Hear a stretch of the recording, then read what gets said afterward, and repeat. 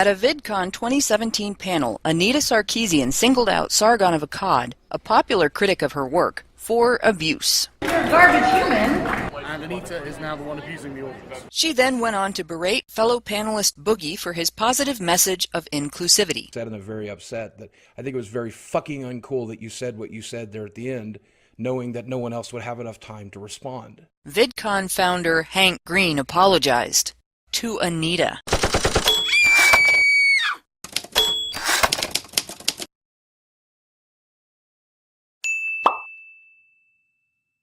On Thursday, June 22nd, VidCon hosted a Women Online panel, which included Anita Sarkeesian.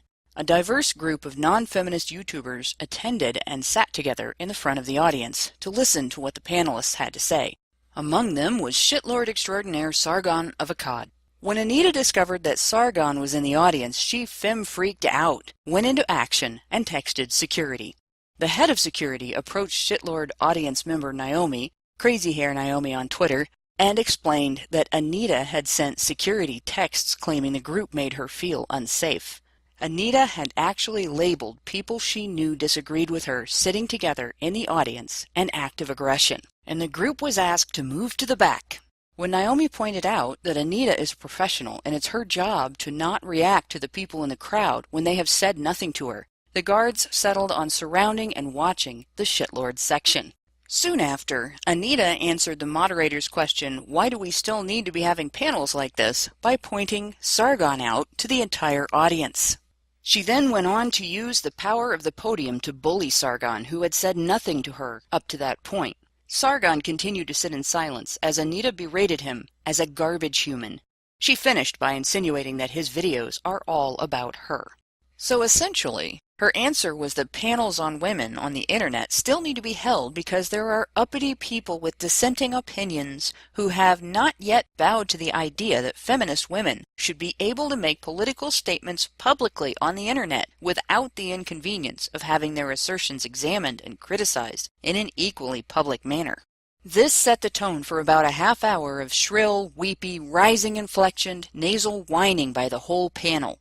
The underlying theme for the entire talk seemed to be these women's objection to their inability to get and maintain control over the speech of people participating in public discussions they've initiated online by publicly posting potentially controversial opinions.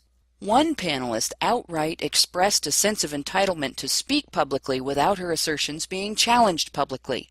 "This isn't a conversation," she ranted. "You're just here to disrupt," defining any viewpoint that isn't in agreement with hers as not a counterpoint, but an attack. She went on to describe, without using the term, the echo chamber she creates around her own online activity and how comfortable it is. The only other complaint mentioned was the claim that asking women to do videos on particular topics pigeonholes women into those topics. This complaint was supported with a personal story which clearly demonstrated women's ability to choose not to be pigeonholed by using the power to decline requests. By the power of... No. Authoritarian feminist YouTubers, in other words, want you to watch their videos, but they don't want to know if what they've said elicits any other reaction from you than, "Oh my God, like, I know, right?" In response to some of the other panelists' statements about banding together against a scourge of dissenters they can't control, Anita made the discussion about herself and her own claims of having been harassed. A story she says she fears will discourage other women from making videos. Like this one? Well, maybe not. She called herself the poster child for online harassment. During the question and answer session, the panelists alternated between repeating their stated complaints and dodging questions they just couldn't answer without discrediting themselves. One actually suggested that they couldn't talk about things they considered positive because people who disagreed with them were in the audience, and that made it just too intimidating. Asked how important it is to engage with people who genuinely disagree with them and how they define that criticism, they responded essentially by saying that it was important to engage with genuine criticism, and then rattled off several ways in which they don't do it, or at least avoid interacting directly with holders of dissenting opinions, and gave their excuses why. Later, Anita penned a post for her Feminist Frequency blog labeling the act of sitting quietly in the audience and listening to what the panel had to say gaslighting, and claimed it was intended to intimidate her specifically and put her on edge. Her admission that her allegation is outrageous is stated as a prediction that those who were there would plead innocent and act shocked at what they characterize as outrageousness. She then used her platform to demonize Sargon and impute malice on all anti-feminists, to once again classify opinions which disagree with her narrative as harassment, and to criticize YouTubers for drawing an income by vlogging their political opinions, the very way she makes her own living. For the record, Anita's entire online career consists of falsely demonizing nerd and geek men, ignoring the women who were nerds and geeks before it was cool, mendaciously disparaging the communities we've built around hobbies and professions we've shaped, wrongfully demanding those hobbies and professions change to suit her feminist sensibilities, and then crying harassment when her defamatory political claims met with disagreement throughout these communities, including hostility from those who apparently dare to take offense at her deliberate mischaracterization of them and their peers. This woman, who between vlogging, public speaking about her claims, and shaking down various businesses for consultation fees, has made around $500,000 peddling that trash, has the audacity to criticize profit from political vlogging. She demonstrated an awareness of how she screwed up in calling Sargon a garbage human by coming up with an unoriginal excuse, characterizing the act of publicly disagreeing with her publicly stated opinions as harassment and incitement of mob harassment. She finishes her 5-paragraph complaint about not being able to control other people's online responses to her political speech by claiming to be powerful. The only power Anita seems to have discovered is the ability to use false allegations of harassment as a tool of harassment. In other words, the power of whining. Why is everybody always picking on me? Then, on Tuesday, June 27th, another revelation was made by Boogie2988 in a video titled, "What Happened at VidCon? I Met Anita Sarkeesian." He pointed out in his video that Anita's tirade against Sargon during the Women Online panel led him to worry that she might respond to anything he said in disagreement with her the same way during the panel they were on together. He mentioned how his anxiety over this fear nearly caused him to cancel his appearance on the panel, then how he was even afraid to cancel because he feared explaining his fears would be perceived as an attack on Anita too. He even admitted he ran all his talking points past multiple people, asking whether they sounded reasonable for fear that anything he planned to say might upset Anita. Then he recounted his experience with her during that panel. He described striving to be courteous while articulating his experiences and his methods for dealing with them, and describing the tools available to YouTubers to handle abuse. He pointed out that the other panelists, including Anita, got to make most of their points as well. He then said, "I think the only thing that could closely represent an attack on Anita is when she said that she hoped that everybody left the panel angry and bitter and ready to fight, and he had countered by saying that wasn't his perspective. To quote, 'I try to foster a community that's not angry and doesn't fight. I try to foster a community that celebrates beautiful things instead.'" He then described his closing statement in which he characterized real-world personal attacks, such as the box of feces he once received, as things that can happen to anyone, including, as he said, a privileged white cis male like himself, and said these things are not an identity politics issue, but a human rights issue. He advocated unifying against such behavior. Anita publicly accosted him after the panel for saying that, quote, "knowing no one else would have enough time to respond." Rather than knee-jerk reacting like most people would, Boogie actually asked Anita, who had backed off after finally sensing his anxiety, for a chance to explain his point of view. In his video, he described Anita as reasonable during that conversation, but admitted that she expressed the fear that his message of unity was actually intended to be used as an excuse to divide people and take away from some of the things she said during the panel, and she, corrected his perception that he gets hate despite being a white cis male, blaming it instead on his obesity, basically castigating him for not identifying with the victim class she thinks he belongs in. He finished by stating again that he did not view the experience as an attack. a benefit of the doubt that would never have been afforded to him by Anita had the roles in their encounter been reversed. It takes a kind heart and a very open mind to describe that experience the way Boogie did after being cussed out, lectured, and accused of malice for the crime of advocating an open civil dialogue. The value of his voice to the gender issues discussion stems in part from that open, intense dedication to maintaining a civil discussion. In light of everything, it's clear that initiatives like VidCon's Women Online panel are designed not to create a dialogue around the bounds of common decency, but to stiff-arm into silence anyone who might criticize feminist online political assertions. This is why the panelists turned their Q&A session into a game of dodge call. Had I been there, I'd likely have been removed from the audience for asking Anita, if, as you say, people vlogging criticisms you disagree with regarding your content are your harassers, aren't you also a harasser of game developers for making videos similarly criticizing their game's content? So, Badgers, given the opportunity, what question or questions would you have asked that the panelists probably wouldn't have answered? This is Hannah Wallen, and welcome to the discussion portion of HBRTalk. Today, I'm joined by Aidan Paladin, Allison Tiemann, and the adorable Spectre of Death, Prim Reaper, to discuss train wrecks. I mean, the events that took place at this year's VidCon. If you're listening to this after the live show and you want to hear the full stream, go to www.honeybadgerradio.com for our unabridged podcasts, or look up to the right of this video. There's a link to go directly to the unabridged version on YouTube. Amazingly enough, it sounds like Anita defined what Boogie said as harassment. And I was there when Boogie was doing his speech, and you could tell that he was scared, that he had social anxieties that he was trying to overcome during that particular panel. And his speech was very positive. It was very much about treating people with respect, treating people excellently, and trying to see beyond our disagreements. And to see Anita, to learn that Anita later, well, I'm sorry, Boogie, there's no other way to describe her behavior. It was abusive. Yes. Accosted him and then blamed him and imputed malice. And it's not even the knee-jerk, because people knee-jerk get angry all the time. Somebody says something you don't like, you respond with a knee-jerk, oh, fucking hell, why'd you say that? That's not what I'm talking about when I say that Anita is abusive.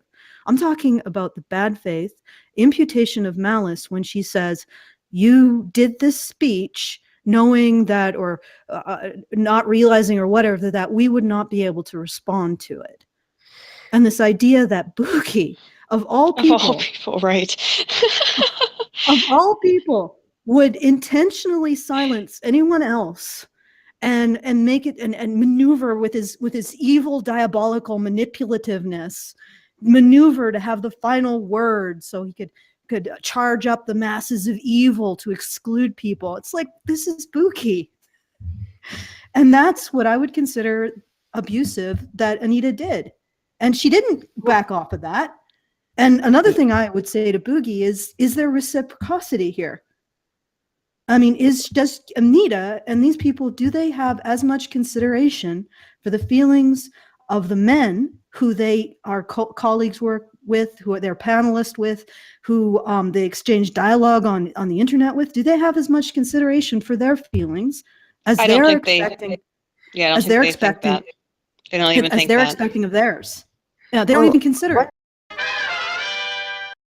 I think that you got to look at when I was in VidCon, what I noticed about their audience was that it was majority young women, like 9 to 13.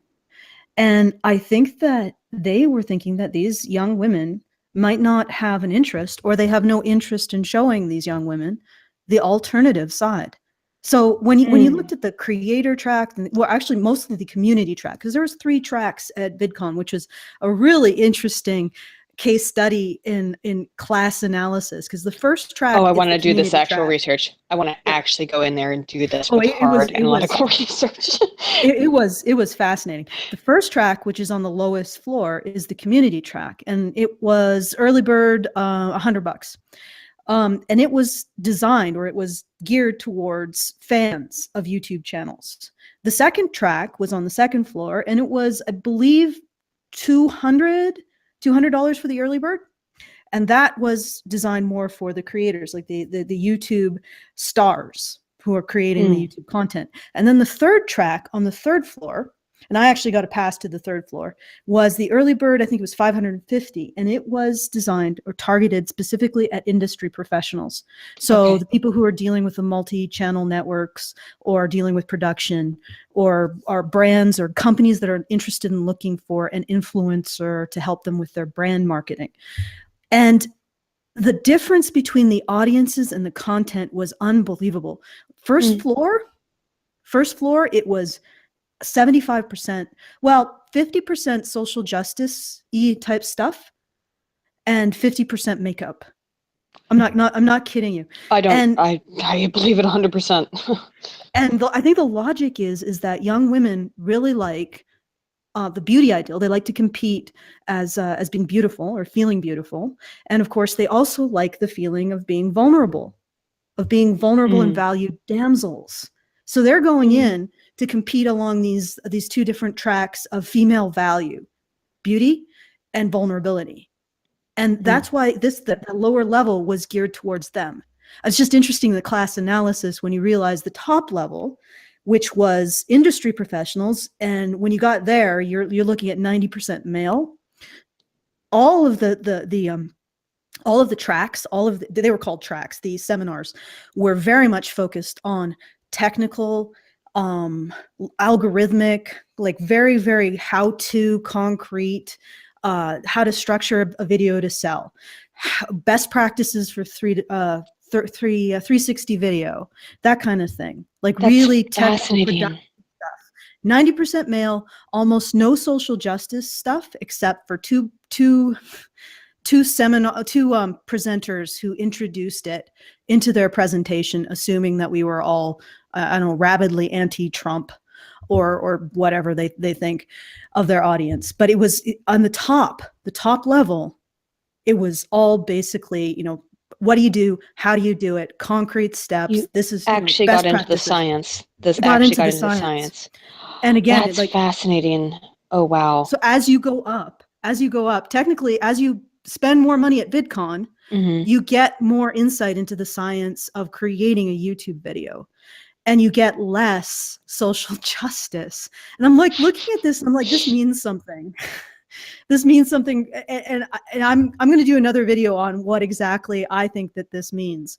But I just found that fascinating, and I think that's why you had the high degree of social justice. Why Hank Green of VidCon essentially creates that one floor that's almost entirely social justice and makeup, because he thinks, or he wants to think, or this is what he wants to sell, because it makes young girls the best audience for him.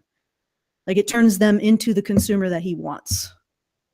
Wow. Yeah, that's fascinating. Jesus. And that's actually horrifying in some way, to think that YouTube is in a methodology directing young women to fall into these social justice narratives by creating an echo chamber, essentially, of you can't escape from this because this is the only narrative that we are not only providing for you, but this is the narrative you must fall into because you're a young woman. Of course, this must be your lane, correct? Yeah, and it's like, if they wanted to see patriarchy, like, I don't really buy into the term patriarchy. Yeah. Well, maybe small p patriarchy, just the recognition that men often occupy positions of overt power and authority.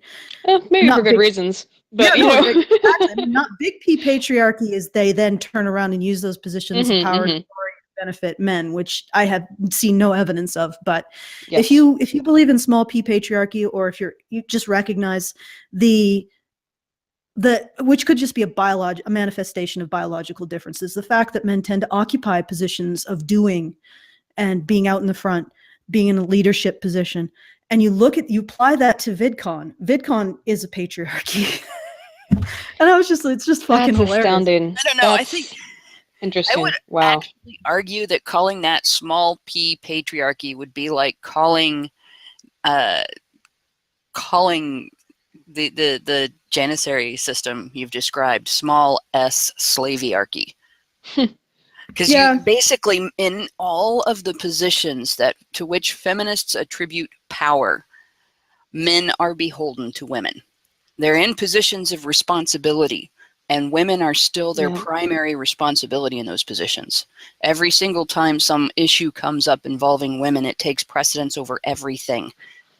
So we probably ought to do a show on this. No, we should. Actually, that's fascinating, because it is something that needs to be paid more attention to. Is that, like, yes, even in these situations, okay, so the men are in the upper echelon of this system, but I mean, when you talk about who forms the basis and who forms the ability for the upper echelon to exist, well, generally speaking, it doesn't be men. Even if the lower echelon women who are on this bottom floor, who are all doing their makeup channels and all of that shit, in terms of society in general, men are the ones cleaning the sewers, men are the ones picking up the garbage, that kind of shit, you know? Well, I didn't really want to get into like a really in-depth discussion of how we describe our society. What I was just pointing out was that Hank Green has managed to create the very thing that he probably says he wants to smash. I actually wanted to talk, if it's okay with you guys, to talk a bit about Boogie's response, as well as... Oh, yes, please. Yeah, because just to give my thoughts on Boogie's response, I was listening to how he was talking, and I don't mean to, like, force my opinion of how he's experiencing this, but he is taking on a lot of responsibility for her behavior. Yes, absolutely. I actually feel really bad, because I think that he's sort of internalizing some of Anita's own bullshit. Oh yeah, and I'm of several minds about that. He's internalizing what she's taught, or he's internalizing responsibility for her behavior, and I think maybe partly it's because I think abuse victims want to feel a little bit of control over their life, so they want to feel like that the things that they experience are actually a result of their actions, because then they can control their actions. Actually, but from a psychological, I'm sorry, I don't mean to interrupt you too much, but the psychological perspective on that is completely correct, in that people who are the victims of psychological abuse, as Boogie is, as we know, they want to take their abusers, the things that they do, and say, this is my fault.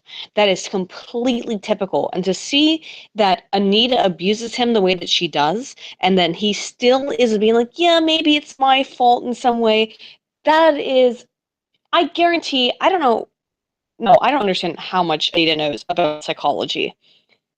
If she knows any of it, maybe she did that on purpose, of knowing that she could bully Boogie, knowing that he would internalize her bullying. That's disturbing. I'm going to speak to this from a different perspective, not from necessarily the perspective of someone who studies psychology, but from someone who in the past has been a victim of long-term psychological abuse by a girl, actually more than once. And one point that I'd make, and I put this in our chat earlier, but one point that I'd make about the Boogie situation is that it's not, this isn't to label him as a victim, because the reality is that if he doesn't consider himself one, he's not experiencing victim status. Okay. So I'm not taking away his agency by saying this. I'm talking about what we do as human beings when we are in this situation. And it doesn't make what Anita did to him not abusive to say that he's not experiencing victim status, because it doesn't change what her intent was, and still is, and that was to bully him into silence so that he would not do the thing she was upset about again. It just shows that due to his history that he's disclosed in the past of experiencing this type of abuse, he's developed that mixed bag that we develop of being able to manage a psychological abuser to a degree, and being more forgiving of one than maybe other people who witnessed her yelling at him are. And this is something that happens when you're a target of repeated long-term psychological abuse. You develop a pattern of accommodating the abuser. And I've talked about this before. You learn to read their cues and obey them in order to avoid or divert the coming abuse. And you learn to sort of manage their behavior. And if you're smart, and I think Boogie's a pretty damn smart guy, you learn to manipulate the same way they're manipulating. And it's not necessarily healthy, it's not necessarily the best thing, but it does manage the abuser. And you sort of see in the way he described the situation, what he was able to do was get her to calm down, get her to back off of the abuse, and get her to agree to try to have a civil conversation with him. Now, in the end, they did not come to any kind of a consensus, and they weren't going to come to a consensus, and that's because Anita's intent never stopped being abusive. But it did protect Boogie from the degree of trauma that he would have experienced if he had not learned to manage a psychological abuser. So there's a degree to which that's healthy, and there's a degree to which it can be unhealthy. And I think Boogie has taken it to a healthy place.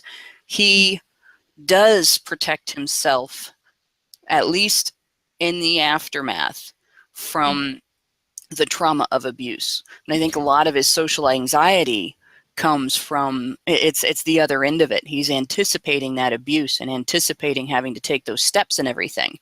And he's anticipating having to shake it off. And that's all part of human nature. What was good that came out of it, there were two good things that came out of it. You know, the first one is, like I said, that he was able to spare himself some of the trauma that usually comes from being abused like that. The second thing is he gave Anita all of the room she needed to fuck up in. And it was pretty clear that she used all of it. And I think that's important too. I wanted to add to that. I actually really didn't like seeing what people were saying about Boogie, that he's a cuck, a white knight, etc. If you look at it from his perspective, dealing with social anxiety issues, he didn't, and how he approaches things, he didn't back down. He doesn't have to be in the same position that we are, looking out at the world in the same position, because he's not.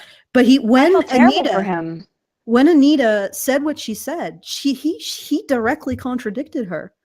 And his intent in using, according to his response, his intent in using the cis, straight, whatever, white male thing was to actually defang their use of it, to say, you know, this is not an issue that only faces minorities. This is an issue that faces everyone. Yes. He was trying to be inclusive, and he was doing it in his, like, he was showing spine in his own way, in the way that he was comfortable for him.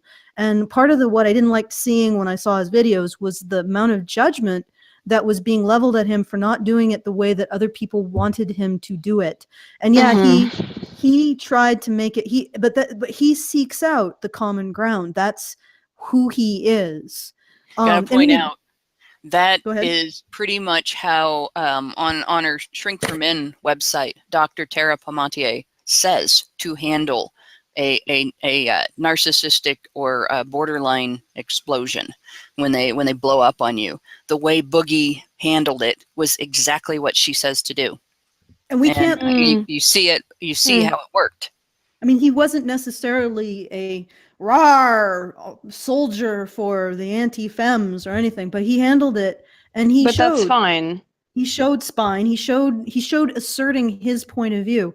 I would just ask him to go a little bit further and ask himself to at least consider requiring as much consideration for his emotional well-being as he is giving Anita.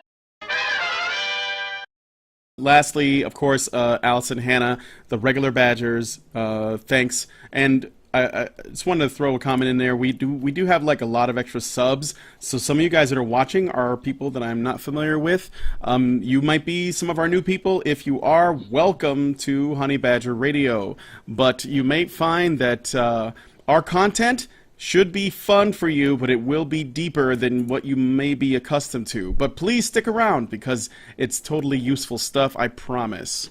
And I think that with that said, what? Do you think that wasn't... Did I fuck it up? Yeah, stick around if you aren't a fucking lily-livered... Yeah. Well, I think they can handle it.